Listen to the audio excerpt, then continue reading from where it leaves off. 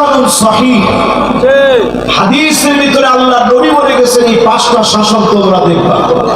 স্বৈরা শাসকদের সারা দুনিয়াতে যেইভাবে স্বৈরা শাসকদেরকে হটানো হচ্ছে, স্বৈরা শাসকদেরকে মূলোৎপাটনের পরেই এই পৃথিবীতে আবার কালেমার পতাকা উঠবে। ইল্লা আদখালাহুল্লাহু কালিমাতাল ইসলাম, রন্ধ্রে রন্ধ্রে কালেমার পতাকা উঠবে উঠবে। জালেমরা আটকে দিতে পারবে না, পারবে না, পারবে না। কোন সময় তাকায় দেখবেন আনসার হয়ে নামবে, কোন সময় তাকায় দেখবেন ব্যাটারি রিক্সা চালিত রিক্সা চালক হয়ে নামবে, কোন সময় তাকায় দেখবেন এরা নামবে পল্লী বিদ্যুতের অফিসার আর কর্মী সেজে, কোন সময় নামবে আমার দেশের সাম্প্রদায়িক যে সম্প্রীতি আছে এটা বিনষ্ট করার লক্ষ্যে নানা ধরনের চক্রান্ত নিয়ে নামবে। পরিষ্কার আমরা বলে দিতে চাই, আগামী বাংলাদেশে কোরআনের রাজ কায়েম হবে যদি আপনি পিছায় থাকেন, সময় কাজে না লাগান, আল্লাহর আদালতে জবাব দেওয়া যাবে না। ঠিক না? আমি কি আপনাদেরকে বুঝাইতে পারতেছি? সময়টা গাড়ি দিয়ে বলে না হুজুর সময়টা ভালো ছিল না এই জন্য হয়নি।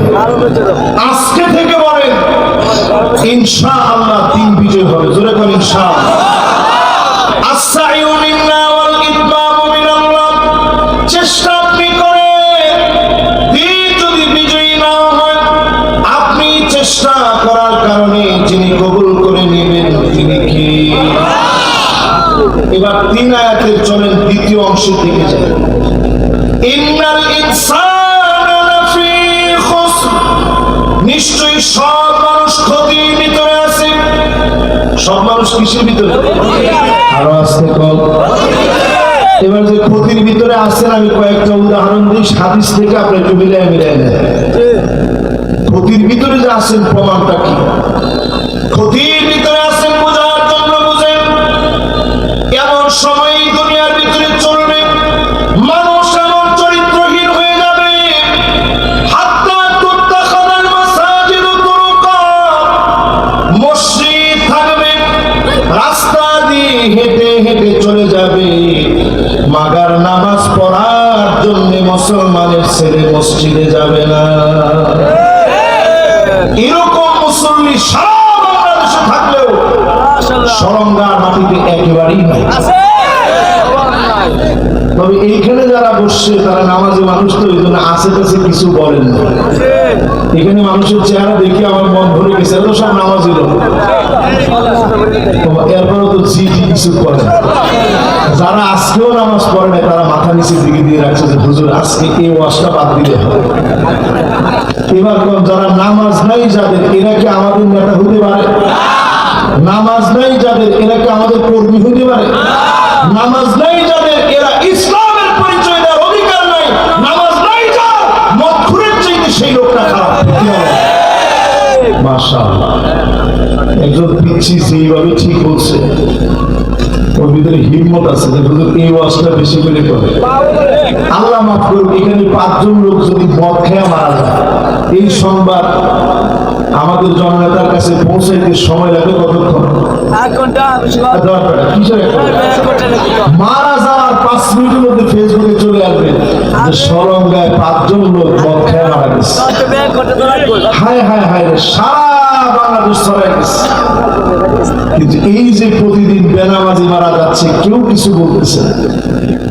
কিন্তু ঠিকই ফেরেশতারা বলে তারিকুস সালাত, নামাজ পরিত্যাগকারী এসেছে।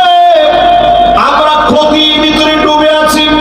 ক্ষতির ভিতরে কেমনে আছি বুঝবেন কেমনে? হাত্তা ইয়াবুদাল্লাহ ওয়াল উজ্জা, মুসলমানের ছেলে মূর্তির সামনে যাবে, মাথা নিচের দিকে দিয়ে পা উপরের দিকে দিয়ে নাচবে। ঠিক কিনা বলে? এরকম মুসলমান আছে না ভাই?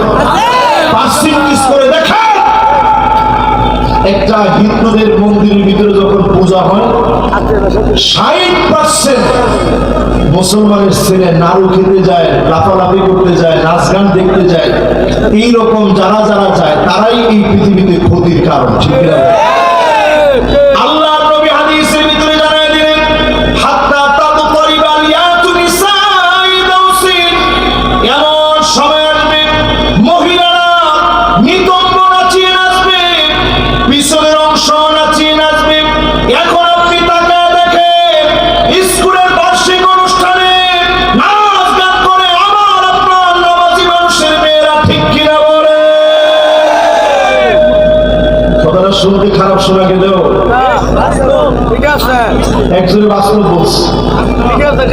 বাকিরা কি বলে, আসলে কি এগুলো হয় কি হয় না?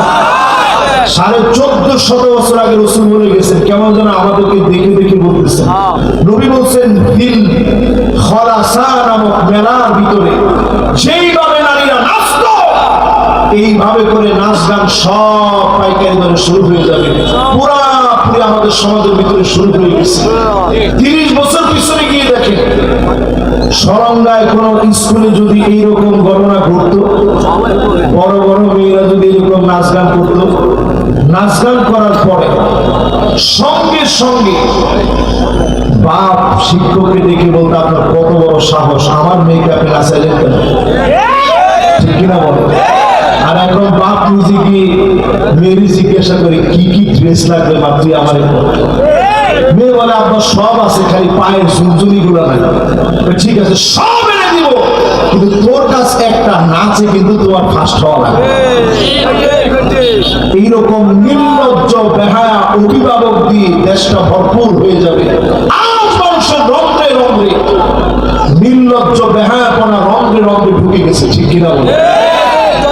এই পৃথিবীর ভিতরে আপনি তাকায় দেখবেন, এমন সময় আসবে, আল্লাহর হাবিব বলেন, এমন সময় তোমরা দেখবা ইল্লা আলা হুসারাতিন মিনান নাস, মানুষের ভিতরে ভালো লোক পাওয়া যাবে না, অধিকাংশ লোক দুশ্চরিত্র লোকপাট হবে, চরিত্র বলতে কিছু থাকবে না, মানুষের ভিতরে আমানতদারি থাকবে না।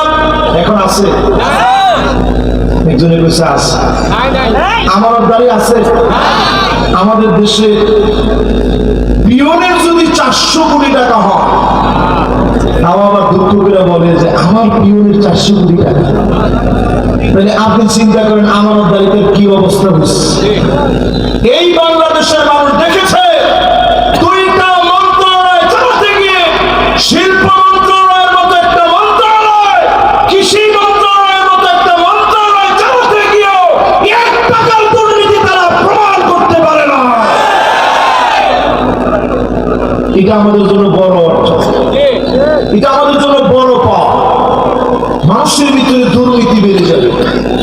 এরপরে আল্লাহর হাবিব বলেন, এমন সব নেতা আসবে, উকরিমার রাজুল মাখাফাতা শাররিহি, ওই নেতার গুন্ডামির কারণে, চাঁদাবাজির কারণে, অস্ত্রের কারণে মানুষ ভয় পাবে, নেতাকে সম্মান করবে না, অস্ত্রের কারণে সামনাসামনি তার একটু ভয় পাবে। ঠিক কিনা বলে?